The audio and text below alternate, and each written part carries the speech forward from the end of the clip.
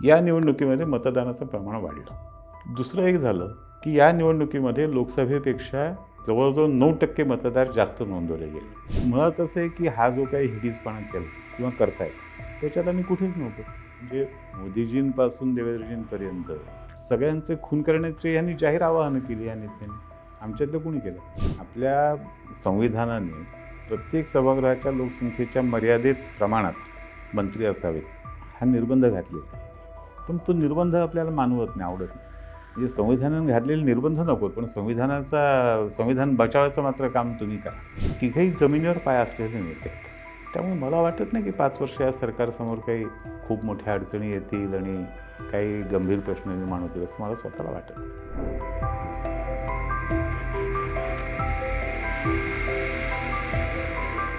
नमस्कार, मी रोहित हरीप द पॉलिटिक्समध्ये तुमच्या सगळ्यांचं स्वागत आहे।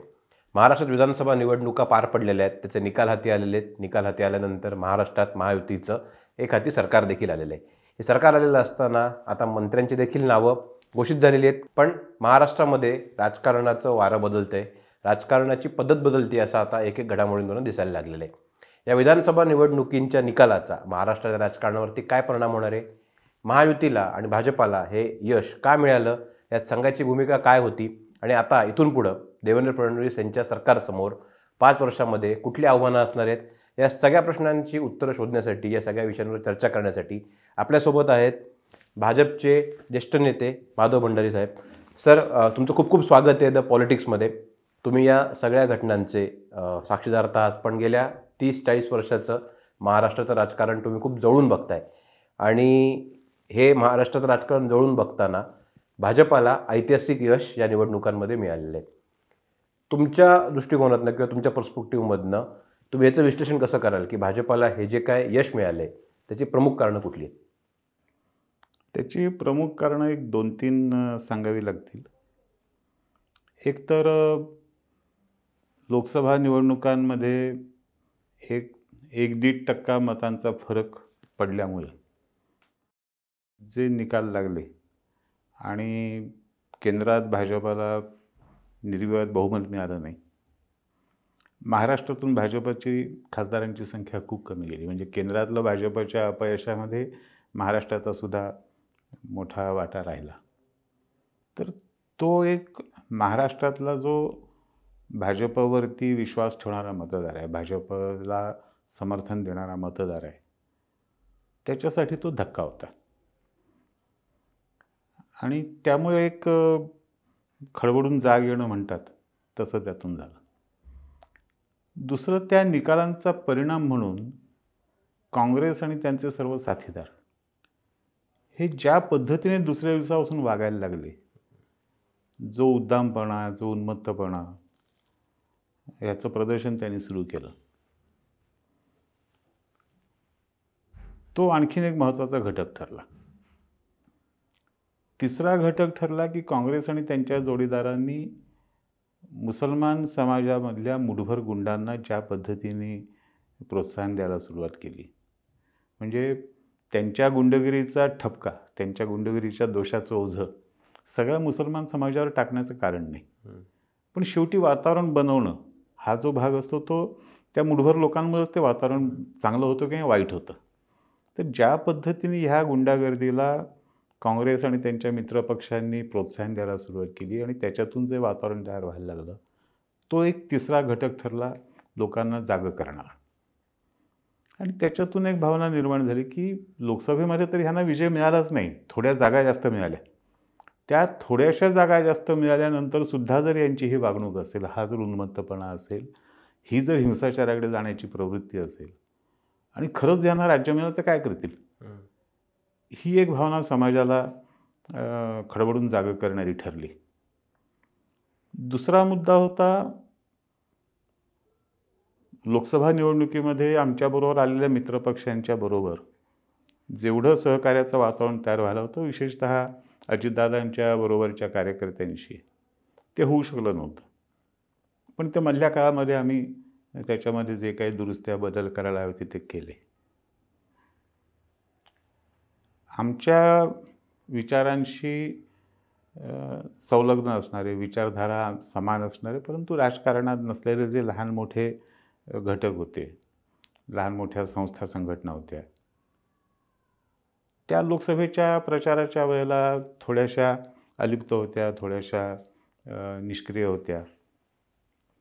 जे लोक लोकसभा निवडणुकीच्या वेळेला अलिप्त निष्क्रिय होते त्यांना सगळ्यांना पुन्हा आमच्याबरोबर घेण्यामध्ये आम्ही थोडंफार यश मिळवलं. त्याचा एक परिणाम झाला. आणि एक महत्त्वाचा घटक आहे, त्याची चर्चा कोणी करत नाही पण त्याची नोंद घेतली पाहिजे, की ज्या पद्धतीने 2014 पासून 2024 पर्यंत देवेंद्रजींना अपमानित करणं, देवेंद्रजींची कुचेष्टा करणं, त्यांच्याबद्दल वाटेल तसं बोलणं, घाणेरड्या भाषेचा वापर करणं, आणि ते करताना त्यांच्या पत्नीला, त्यांच्या आईला सुद्धा न सोडणं, छोट्या मुलीला न सोडणं, हा जो एक अत्यंत हिडीस प्रकार उद्धव ठाकरेंपासून नाना पटोलेंपासून अगदी सामान्य म्हणजे काय म्हणतात त्याला, सामान्य शब्द दुसरा वापरणं चुकीचं आहे, पण नगण्य माणसाने सुद्धा करणं, हा जो प्रकार चालला होता, देवेंद्रजींनी कधी त्याला उत्तर दिलं नाही. एक दोनदा त्यांनी उद्विग्नता व्यक्त केली, शेवटी माणूस आहे, माणूस केल्याशिवाय राहत नाही. ते सत्तेवर होते तेव्हा सुद्धा केलं, ते सत्तेवर नव्हतं तेव्हा जास्त केलं. पण देवेंद्रजींनी त्याच्याबद्दल खूप संयम दाखवला.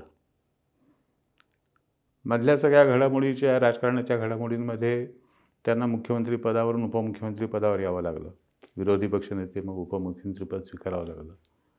पण पक्षाचा आदेश मानून त्यांनी तेही सगळं निर्मळ मनाने केलं. उपमुख्यमंत्री असताना त्यांनी ज्या पद्धतीने सरकार चालवलं, अनेक कसरती करून त्यांनी सरकार यशस्वीरित्या चालवलं, सामाजिक संतुलन साधण्याचा प्रयत्न केला. आणि हे सगळं करताना कुठेही त्यांनी सभ्यता, सुसंस्कृतता सोडली नाही. तर या सगळ्याची समाजामध्ये एक खूप मोठी नोंद होती, प्रतिक्रिया होती, आणि ती न बोलता व्यक्त झाली. असे जे वेगवेगळे घटक ह्याच्यामध्ये घडत आले. मग काही मुद्दे ह्याचे होते की जे सामाजिक मुद्दे होते त्याच्यामधून ज्या पद्धतीची सामाजिक समीकरणं बनत गेली ती सुद्धा आमच्या दृष्टीने अनुकूल होत गेली. असं सगळ्यातून महाराष्ट्राच्या विधानसभेचा हा निकाल, हे यश आपल्याला बघायला मिळालं. या निवडणुकांची जेव्हा चर्चा होते तेव्हा एक विषय खूप महत्त्वाचा ठरतो, ते म्हणजे या निवडणुकींच्या सगळ्या यंत्रणेमध्ये संघाचा असलेला सहभाग. म्हणजे राष्ट्रीय स्वयंसेवक संघाकडनं या निवडणुकीत खूप सक्रियपणे कॅम्पेन चालवले गेले आणि भाजपाला त्यांनी मदत केली. लोकसभेला संघ तेवढा सक्रिय नव्हता आणि विधानसभेला तो ॲक्टिवेट झाला. किती महत्त्वाचा होता संघाचा जो समावेश होता या सगळ्या निवडणुकीमध्ये, तो किती महत्त्वाचा होता? तो निश्चितच महत्त्वाचा होता. आणि म्हणून मी मगाशी म्हणतानाच म्हणालो की जे आमच्या विचारांशी जोडले गेलेले, आमच्याबरोबर विचारांनी सहभागी असणारे असे वेगवेगळ्या संस्था, संघटना, ज्यांचं सहकार्य आम्हाला लोकसभेला कमी प्रमाणात मिळालं होतं, ते विधानसभेला मिळवण्यामध्ये आम्ही यशस्वी झालो. तर तेच म्हणालो. पण मग संघाने नेमकं, हा प्रश्न अजून थोडा मी विस्तारतो, की संघाने नेमकी त्यांची भूमिका कशी पार पाडली? संघाने नेमकं या निवडणुकीत यंत्रणेमध्ये काय काम केलं की जे भाजपाला इतकं फायद्याचं ठरलं? ह्याच्यामधलं मुख्यतः संघ आणि बाकीच्या तत्समान्य वेगवेगळ्या संघटना, नुसता राष्ट्रीय स्वयंसेवक संघ नाही, तो खूप मोठा आहे, त्यामुळे त्यांचा यंत्रणा मोठी आहे, पण त्याही खेरीज अन्य अनेक घटक आहेत. त्या सगळ्यांचा मुख्य परिणाम जो झाला तो मतदाराला बाहेर काढण्यावर झाला. आज महाराष्ट्रामध्ये एक गोष्ट निश्चित आहे की महाराष्ट्राच्या जनतेमध्ये, समाजामध्ये, मतदारामध्ये खूप मोठ्या प्रमाणावर वैचारिक मतपरिवर्तन झालेलं आहे. फक्त हे वैचारिक मतपरिवर्तन राजकीयदृष्ट्या जगाला दिसण्याचं साधन एकच असतं, निवडणूक. त्या निवडणुकीमध्ये मतदानाचा टक्का थोडा कमी जास्त झाला की निकाल बदलतो, आणि ते लोकसभेला आपण अनुभव घेतला. म्हणजे लोकसभेच्या निवडणुकांमध्ये आमचा झालेला पराभव जो आहे तो सरासरी एकेका विधानसभेमध्ये 2,000 ते 2,500 मतं कमी पडली म्हणून आमचा पराभव झाला. मतदानाचा टक्का कमी झाला होता, मतदान कमी झालं, त्याला मतदान कमी होण्याला अनेक कारणं होती, पण एक त्याचं सगळ्याचा मिळून एकत्रित परिणाम काय होता तर मतदानाचं प्रमाण कमी झालं होतं. तर ते मतदानाचं जे कमी झालेलं प्रमाण होतं, या निवडणुकीमध्ये मतदानाचं प्रमाण वाढलं. दुसरं एक झालं की या निवडणुकीमध्ये लोकसभेपेक्षा जवळजवळ 9% मतदार जास्त नोंदवले गेले. आणि ही मतदार नोंदणी ही आमच्या कार्यकर्त्यांनी केलेली होती. बहुतांश मतदार नोंदणी ही आमच्या कार्यकर्त्यांनी केली होती. म्हणजे 9% मतदारांची संख्या वाढली आणि ह्या वाढलेल्या मतदारांच्या संख्येत मतदानाचा टक्का वाढला. म्हणजे आपण जे सर्वसाधारणपणे म्हणतो ना की 5% मतदान वाढलं, तर ते तसं नाही आहे. ते जवळजवळ 9.5% वाढले. कारण वाढलेल्या मतदानातलं हे वाढीव मतदान आहे. तर हा जो सगळा वाढलेला मतदानाचा टक्का आहे, तो वाढवण्यामध्ये या सर्व संस्था संघटनांचं आम्हाला खूप सहकार्य झालं. कारण शेवटी जास्तीत जास्त लोकांपर्यंत पोहोचायचं तर जास्तीत जास्त मनुष्यबळ पाहिजे आणि जेवढी माणसं एकत्र येतील तेवढा त्याचा परिणाम जास्त होतो.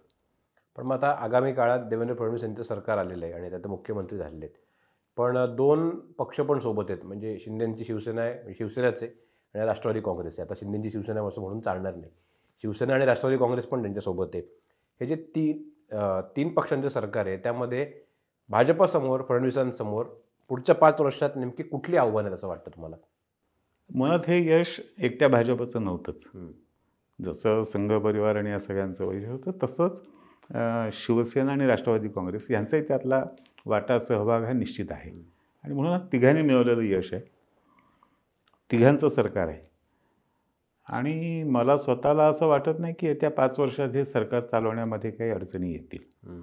कारण हे सरकार ज्या तिघांच्या खांद्यावर आहे, मग देवेंद्रजी आहेत, एकनाथजी आहेत आणि अजितदादा आहेत, हे तिघेही अत्यंत समजदार नेते आहेत. ज्याला हिंदीमध्ये सुलझे हुए म्हणतात, तसे नेते आहेत. त्यांना राज्याच्या आणि देशाच्या राजकारणाची पूर्ण जाणीव आहे. आपल्यावरच्या जबाबदारीची त्यांना जाणीव आहे. आणि तिघेही जमिनीवर पाय असलेले नेते आहेत. त्यामुळे मला वाटत नाही की 5 वर्ष या सरकारसमोर काही खूप मोठ्या अडचणी येतील आणि काही गंभीर प्रश्न निर्माण होतील असं मला स्वतःला वाटत नाही. आपण निवडणुकीच्या निकालापासून ते मंत्रिमंडळातल्या मंत्र्यांची नावं जाहीर होण्यापर्यंत जर का सगळा घटनाक्रम बघितला तर फडणवीसांची आणि एकूण भाजपची पक्ष म्हणून देहबोली कुठेतरी बदललेली दिसते. बदललेली कुठल्या अर्थाने म्हणतोय मी की कुठेतरी जास्त सकारात्मक, कुठेतरी जास्त विखारी टीका टाळण्याचा प्रयत्न भाजपकडनं होतोय किंवा ज्या प्रकारे त्यांच्यावर टीका झाली भाजप आणि तत्सम नेत्यांवर सगळ्या, त्याला उत्तर ते देत नाही आहेत. कुठंतरी फडणवीसांकडनं जी राजकीय हायजीन, पॉलिटिकल हायजीन ज्याला म्हणतो आपण, ते जे गेल्या 5 वर्षात हरपलेलं होतं. जर तुम्ही मागाशी म्हणालेत की खूप खालच्या पातळीवर टीका झाली फडणवीसांवरती, भाजपच्या नेत्यांवरती, तर ते कुठंतरी क्लिनिंगनेसचं कॅम्पेन एक प्रकारे भाजपने सुरू केलं आहे का? मुळात असं आहे की हा जो काही हिडीसपणा केला किंवा करतायत त्याच्यात आम्ही कुठेच नव्हतो. आमच्यावरती कुठल्याही भाषेत टीका केली किंवा कुठल्याही पद्धतीने, म्हणजे मोदीजींपासून देवेंद्रजींपर्यंत सगळ्यांचे खून करण्याचे यांनी जाहीर आवाहनं केली या नेत्यांनी. आमच्यातलं कोणी केलं? कधीच नाही. म्हणजे आमच्यावरती वाटेल त्या भाषेचा वापर जरी कुणी केला तरी तुम्ही ह्याची गर्दन छाटून टाकून याचा हात खून केला पाहिजे, याची हत्या केली पाहिजे, असं कधी आमच्या कोणाच्याही तोंडातून नाही आलेलं. त्यामुळे आम्ही आमच्या पद्धतीमध्ये, आमच्या प्रवृत्तीमध्ये, आमच्या वागणुकीमध्ये पूर्वी बदल नव्हता, आता होण्याचा प्रश्नच येत नाही. जर का आपण बघितलं तर मंत्रिमंडळात जेव्हा नावं जाहीर झाली तेव्हा भाजपमधल्या पण खूप ज्येष्ठ नेत्यांना यावेळेस संधी देण्यात आलेली नाही आहे. आता डावललं की नाही आपण त्यावर मी म्हणजे म्हणू शकत नाही की डावललं, पण शेवटी पक्षाचा निर्णय असतो, केंद्रीय पातळीवर निर्णय होतो. आणि कुठंतरी देवेंद्र फडणवीस यांनी तरुण चेहऱ्यांना खूप संधी दिली आहे. नितेश राणे असतील किंवा अजून खूप असे नावं आहेत. तर कुठंतरी फडणवीसांचं राजकारण आता बदलतंय का? किंवा आपण हा प्रश्न असा करू की फडणवीस आता या 5 वर्षामध्ये त्यांच्या राजकारणाची नवी मांडणी करतायत? असं नाही की 137 आमदारांमधून मंत्रिपद 20 जणांनाच मिळणार होतं. आणि साधारणपणे आता जे आपण बघतो मंत्रिमंडळाचं, त्याच्यातलं एक सुधीर भाऊ जर सोडले तर जवळजवळ मागच्या मंत्रिमंडळामधले जुने ज्येष्ठ जे होते ते बहुतेक सगळे परत मंत्री झालेत. काही नव्या, काही तरुण चेहऱ्यांना संधी दिली. आणि हे तर करावंच लागतं ना. शेवटी मी जसं म्हणलं तसं की आपल्या देशामध्ये, म्हणजे हा सुद्धा एक परत गमतीदार मुद्दा आहे की एका बाजूला संविधान बचाव वगैरे वगैरे गाळा काढायचा आणि आपल्या संविधानाने प्रत्येक सभागृहाच्या लोकसंख्येच्या मर्यादित प्रमाणात मंत्री असावेत हा निर्बंध घातलेला आहे. पण तो निर्बंध आपल्याला मानवत नाही, आवडत नाही. म्हणजे संविधानाने घातलेले निर्बंध नकोत, पण संविधान बचावायचं मात्र काम तुम्ही करा. आता हा शेवटी दुतोंडीपणाचाच एक नमुना आहे. आणि हा दुतोंडीपणा फक्त राजकीय पुढारीच करतात अशातला भाग नाही, प्रसारमाध्यमही तेच करतात. पण मग ह्याच्या पुढे जर का आपण बघितलं तर एकनाथ शिंदे आता दुय्यम भूमिकेवर गेलेले आहेत सरकारमध्ये, उपमुख्यमंत्री ते असणार आहेत. आणि एक टीका अशी केली जाते की जसं ठाकरेंचं झालं तसं कुठेतरी आता शिंदेंचं पण होणार, की शिंदेंना बॅकफुटला जावं लागले, मग शिंदे नाराज आहेत आणि मग पुढं मागं त्यांचे त्यांनी भाजपमध्ये खटके उडू शकतात. तर मग ह्याच्यावर काय? हे विशफुल थिंकिंग आहे. हम्म. आता देवेंद्रजी मुख्यमंत्री असताना ते उपमुख्यमंत्री झालेच ना, म्हणून काय फरक पडला. म्हणून मी मगाशी म्हणालो की शिंदेसाहेब काय, अजितदादा काय, हे खूप समजदार नेते आहेत, सुलझेवे नेते आहेत. मला असं वाटतं, आणि असं काय होणार नाही. विशफुल थिंकिंग आहे, प्रसारमाध्यमांचं विशफुल थिंकिंग आहे. पवार ठाकरेंकडे आपण थोडंसं येऊया की लोकसभेनंतर त्यांना जे यश मिळालं होतं ते कदाचित त्यांना सुद्धा अनपेक्षित होतं. जसं भाजपला आत्ता थोडंसं 132 जागा या अनपेक्षित होत्या, 105, 110, 120 पर्यंत वाटलं होतं. पण आता ह्याच्या पुढं पवार आणि ठाकरेंचं राजकारण राज्यात कसं असेल? खरं म्हणजे जनतेने उत्तर दिलं आहे. नुसतं पवारांचं आणि ठाकरेंचं राजकारण असं नाही, तर एकूणच महाराष्ट्रातल्या जनतेने निर्णायकपणे घराणेशाहीचं राजकारण नाकारलं आहे. कार्यकर्त्याचं राजकारण त्यांना मान्य आहे. दुसरं, जो वैचारिक ढोंगीपणा आहे आणि खोटारडेपणा, स्वार्थासाठी विचारांना कचऱ्याच्या टोपलीत टाकण्याचं तंत्र आहे, तेही जनतेने नाकारलं आहे. हां, तुम्ही राजकीय समीकरणं जुळवणं, त्या वेळेच्या राजकारणाची गरज म्हणून काही मैत्री करणं, आघाडी करणं, ह्याला जनतेचा आक्षेप नाही. पण जे काही तत्वशून्य राजकारण आपण करतो, त्याचं निर्लज्ज बेशरम समर्थन करणं आणि त्याला तत्त्वज्ञानाचा मुलामा देणं, हा जो ढोंगीपणा गेली काही वर्ष चालू आहे, तो जनतेने पूर्णपणे नाकारला आहे. त्यामुळे आता शरद पवार साहेब काय, उद्धव ठाकरे काय, यांना विचार करायला जनतेने भरपूर वेळ दिला. पण आता हेच उद्धव ठाकरे आत्ता रिसेंटली फडणवीसांना भेटले विधानसभेच्या अधिवेशनाच्या काळामध्ये. तर मग या भेटीगाठींचे अर्थ काय तेवढेच काढायचे का, की या फक्त सदिच्छा भेटीत, का त्यामागं खरंच परत एकदा काही जुळवाजुळव सुरू झालेली आहे का, त्याच्यामागं काही मोठा व्यापक राजकीय अर्थ आहे त्याचा? आता काय व्यापक राजकीय अर्थ काढणार? 288 सदस्यांच्या विधानसभेमध्ये महायुतीकडे किती आमदार आहेत? 46 आमदार आहेत त्यांच्याकडे. महायुतीकडे महायुतीकडे 230-32 आमदार आहेत. महाविकास आघाडीकडे 46 आहेत. मग काय, तर वेगळी मांडामांड, वेगळी जुळजुळ काय करायची, कोणी करायची, कशासाठी?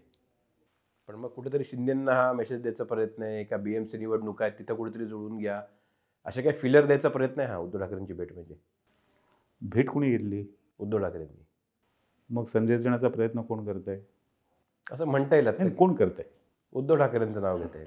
उद्धव ठाकरे करत आहेत. त्यांना कुणाला संदेश द्यायचा आहे?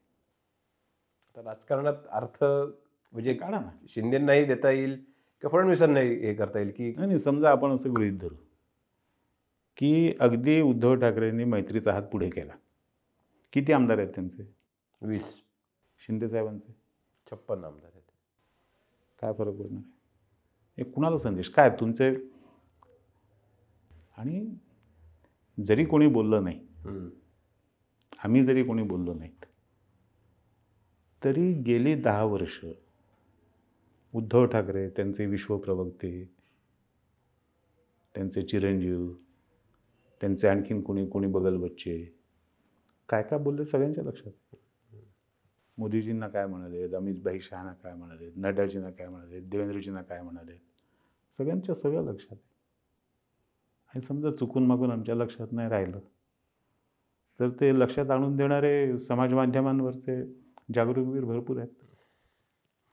पण मग हिंदुत्वाचा जो मुद्दा आहे तो ह्याच्या पुढं महाराष्ट्राच्या राजकारणात भाजपमध्ये किती प्रिव्हलंट असेल किंवा किती महत्त्वाचा ठरणार आहे? एक लक्षात घ्या, आता महाराष्ट्राच्या राजकारणात हिंदुत्वाचा मुद्दा ह्यापेक्षा सुद्धा संपूर्ण देशाच्या राजकारणात हिंदुत्वाचा मुद्दा. आणि जगाच्या लोकशाही देशांमधल्या राजकारणात हिंदूंचं अस्तित्व हा पुढचं किमान शतकभर प्रभाव ठेवणारा मुद्दा आहे. तो बाजूला होणार नाही. हिंदू समाज हा राजकीयदृष्ट्या जागा झाला आहे.